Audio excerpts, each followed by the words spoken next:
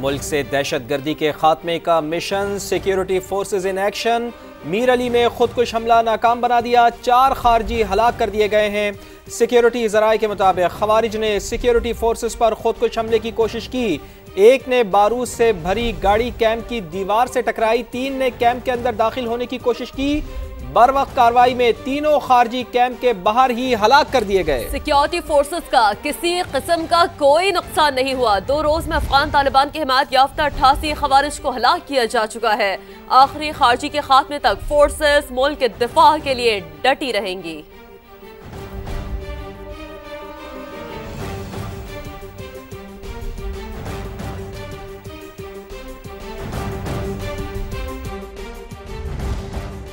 वज़ीर दाखिला मोहसिन नकवी का मीर अली में खारिज का हमला नाकाम बनाने पर सिक्योरिटी फोर्सेस को खिराज तहसीन।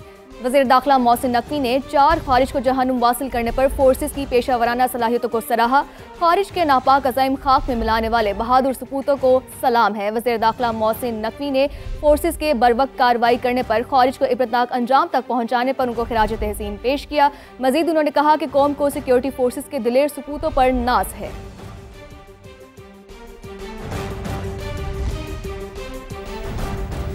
मगरबी सरहद पर अफगान तालिबान की शरंगेजी पर आइंदा का लाहे अमल क्या होना चाहिए, जारियत से कैसे निपटा जाए। आला सतह का इजलास कुछ देर बाद होगा। वजीर आजम शहबाज शरीफ सदारत करेंगे।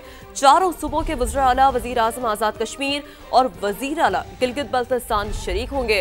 मुल्क की मौजूदा सिक्योरिटी सूरत हाल के तनाजुर में अहम फैसले भी मुतवक्के हैं। बात करते हैं उस्मान खान हमें ज्वाइन कर चुके हैं। उस्मान खान, एक बड़ी बैठक लगने जा रही है, बताइएगा क्या डिटेल्स हैं, क्या इनसाइट्स हैं आपके पास? आज बिल्कुल वज़ीर आज़म ने वसीतर मुशावरत करने का फैसला किया और इसी हवाले से आज इंतहाई अहम इजलास जो है वो कुछ देर बाद वज़ीर आज़म हाउस में होगा। इजलास में 4 वज़राए आला को शिरकत की दावत दी गई है। इसी तरह वज़ीर आज़म आज़ाद कश्मीर और वज़ीर आला गिलगित बल्तिस्तान और जो सूबाई हुकाम हैं वो भी इस इजलास में शरीक होंगे। बताया ये गया कि सूबों को जो दरपेश दाखिली मामलात हैं उस हवाले से जो है वो गुफ्तगू की जाएगी, बाहमी मशावरत की जाएगी और सूबों के माबैन जो एक भाईचारे की और बाहमी यकसुई की फ़िज़ा है उसको भी बरकरार रखने की कोशिश की जाएगी। तो ये अहम मामला है जिसमें सिक्योरिटी अफेयर्स जो है वो बुनियादी तौर पर तय किए जाएंगे, क्योंकि इस वक्त जो सूबाई हुकूमतें हैं उनको भी सिक्योरिटी और अमन व अमान के क़याम के लिए एक मुश्तरका लाएअमल इख्तियार करने की जो है वो ज़रूरत हो। तो इसी हवाले से आज अहम इजलास होने जा रहा है जिसमें यह बताया गया है कि जो सैलाब के बाद की सूरत हाल है, मुतासरीन के लिए किस किस्म की इमदाद जो है वो दी जा चुकी है, ये तमाम वो मामलात हैं जो कि दाखिली अमूर से मुतालिक हैं। वज़ीर आज़म चूँकि सफारती महाज पर बहुत ज़्यादा मसरूफ़ थे, तो अब ये मामलात जो है वो सामने आ रहे हैं और वज़ीर आज़म जो है वो मशावरत करेंगे। इसमें तमाम सूबों का इनपुट लिया जाएगा और उसके बाद वफाकी हुकूमत का क्या इक़दाम होगा, अफ़गान जो पॉलिसी है उस हवाले से क्या इक़दाम किए जा रहे हैं, सिक्योरिटी किस तरीके से बेहतर की जानी है पूरे मुल्क में, तमाम मामलात के ऊपर खुलकर बातचीत की जाएगी। और ये बताया गया कि अहम फैसले जो है वो आज के इजलास में लिए जाने हैं। आज के इस इजलास में अहम फैसले किए जाएंगे। बहुत शुक्रिया, आपसे वक्तन फ़क्तन अपडेट्स हासिल करते रहेंगे उस्मान। अब आपको बताएं कि अफगान तालिबान ने भारतीय शहर पर हमला किया। अफगानिस्तान की हालिया कार्रवाइयों पर सब्र का पैमाना लबरेज हुआ, मजबूरन मुंह तोड़ जवाब दिया। अब गेंद अफगानिस्तान के कोर्ट में है। वक्त गुजारी के लिए जंग बंदी कबूल नहीं। वज़ीर आज़म शहबाज शरीफ का 2 टोक पैगाम, कहा कि फितनतुल खारिज का मुकम्मल खात्मा होना चाहिए। उबूरी अफगान इंतजामिया संजीदा है तो बात आगे बढ़ाए। वो दहशतगर्द अफगानिस्तान से ऑपरेट कर रहे हैं, उनको खुली छुट्टी है। पाकिस्तान के अंदर बेगुनाह शहरियों को शहीद कर रहे हैं। अफवाज पाकिस्तान के जवानों और अफसरों को, हमारे जो लॉ इन्फोर्सिंग एजेंसीज के पुलिस के जवानों अफसरों को उनको शहीद किया। जो हालिया वाक़यात हुए हैं उससे यकीनन सब्र का पैमाना लबरेज हो गया। मुकम्मल तौर पर हिंदुस्तान की शय के जिस वक्त ये हमला हो रहा था पाकिस्तान के ऊपर, तो उनके जो वज़ीर ख़ारजा मुतकी वो दिल्ली में थे। हमें पर मजबूरन ये जवाब और भरपूर अफवाज पाकिस्तान को जवाब देना पड़ा। जो हमारे सपा सलार हैं फील्ड मार्शल सईद आसिम मुनीर, उनकी लीडरशिप में ये हमने उनको मुंह तोड़ जवाब दिया जो ज़रूरी था। The ball is in their court. अगर वाकई वो संजीदा हैं, वाकई वो सिंसेयर हैं, तो मैं समझता हूँ कि वो उनको पर अपनी जो सीज़ फायर के लिए जो उन्होंने दरख्वास्त की है अब वो बात आगे बढ़ाएं। टाइम बाय करने के लिए किया है तो इसको हम कबूल नहीं करेंगे। गवर्नर केपी फैसल करीम कुंडी का कहना है कि रियासत और कानून को ना मानने वालों से मुज़ाकरात मुमकिन नहीं। सूबे में अमन के लिए ऑपरेशन जरूरी है। वजीर आला सुहेल आफरीदी को सूबे के मसाइल विफाक से बातचीत के जरिए हल करने का मशवरा भी दे दिया। सूबे की तरक्की के लिए, सूबे के अमन के लिए और सूबे की खुशहाली के लिए काम करें।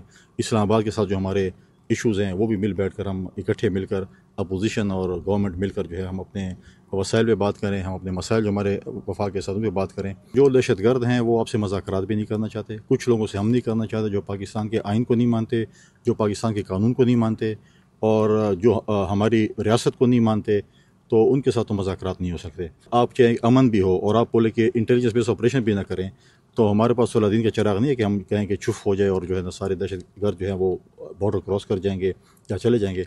लिहाजा मैं समझता हूँ कि हमारे सूबे में अमन के लिए हम इंटेलिजेंस बेस्ड ऑपरेशन को सपोर्ट करते हैं ताकि हमारे सूबे में अमन है। जो हम बार बार कहते हैं कि क्रॉस दी बॉर्डर इंडिया और इसराइल जो है वो पाकिस्तान के ख़िलाफ़ इन्वेस्टमेंट कर रहा है, अफगानिस्तान की सरजमीन इस्तेमाल कर रहा है, अफगानिस्तान को इस्तेमाल कर रहा है। डेलीगेशन इंडिया में मौजूद होता है और अफगानिस्तान से हमारे ऊपर हमले होते हैं, जिसके ऊपर पाकिस्तान की फ़ौज ने बड़ा रिप्लाई भी किया।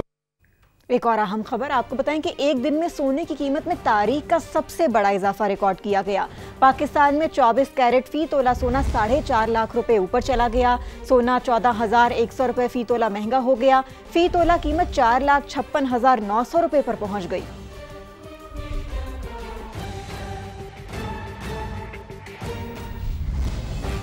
कोयटा समेत बलूचिस्तान के मुख्तलिफ अजला में दहशतगर्द हमलों का खतरा मौजूद है। हालिया सरहदी कशीदगी के बाद खतरात बढ़ गए हैं। दहशतगर्दी के खिलाफ जंग हाइब्रिड वॉरफेयर की शक्ल इख्तियार कर चुकी है।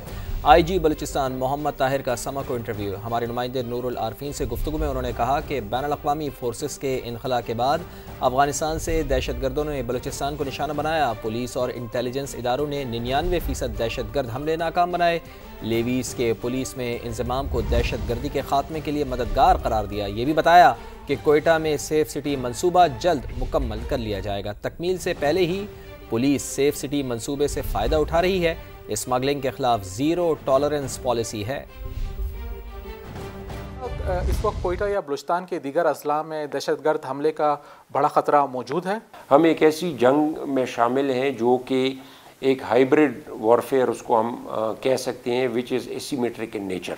जब मुख्तलिफ फोर्सेस जो बाहर की थी वो अफ़गानिस्तान से विड्रॉ हुई तो हमने एक रेगुलर इंक्रीज़ देखा टेररिज्म इंसिडेंट्स का, क्योंकि जो नेबरिंग कंट्रीज़ के अंदर जो लोग थे वो हमारी तरफ उसके बाद आए और उन्होंने यहाँ पे अपनी कार्रवाइयाँ शुरू की मुख्तलिफ एरियाज़ के अंदर। यहाँ पे थ्रेट्स हैं जिनका सदेबाब भी किया जा रहा है और अभी तक हमने देखा है कि जिस लेवल की एक्टिविटी मुख्तलिफ़ किस्म के दहशतगर्द करना चाहते थे वतन अज़ीज़ के अंदर, तो उनमें से शायद 99% जो थी वो पुलिस की एफ़र्ट से, फ़ौज की एफ़र्ट से, हमारे इंटेलिजेंस इदारों की एफ़र्ट से उनको नाकाम बनाया गया है। CTD जो है उसका एक बहुत कलीदी किरदार है इंसदाद दहशतगर्दी के हवाले से, काउंटरिंग वायलेंट एक्सट्रीमिज़म के हवाले से। हैविंग सेड दैट, ये चैलेंज इतना बड़ा है कि ये हमें एक whole of the government approach के साथ लेके चलना पड़ेगा। ये सिर्फ़ और सिर्फ police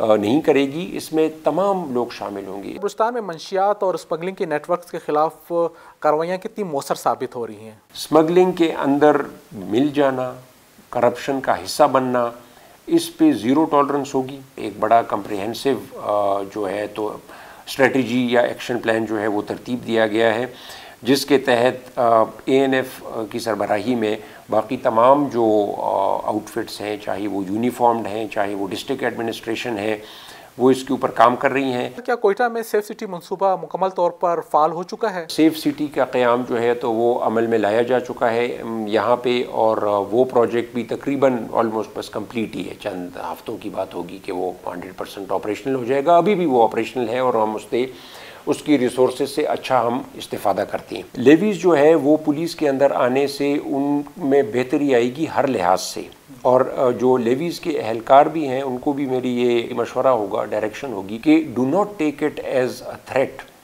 take it as an opportunity. पहले जितनी स्पेंडिंग वेलफेयर की में होती थी हमारे ट्रूप्स के ऊपर, हमारे अफसरान के ऊपर, उसको दुगने से भी ज़्यादा जो है तो वो बढ़ा दिया गया है। हम शहीद को 1 लाख रुपए यहाँ पे दे रहे थे सिर्फ, वो डबल हो चुका है, वो अब 2 लाख हो गया है। इसी तरह मेजर ज़ख्मी को इलाज के अलावा सिर्फ 10,000 रुपये दिए जाते थे, वो 10,000 से 1 लाख रुपए हो गए।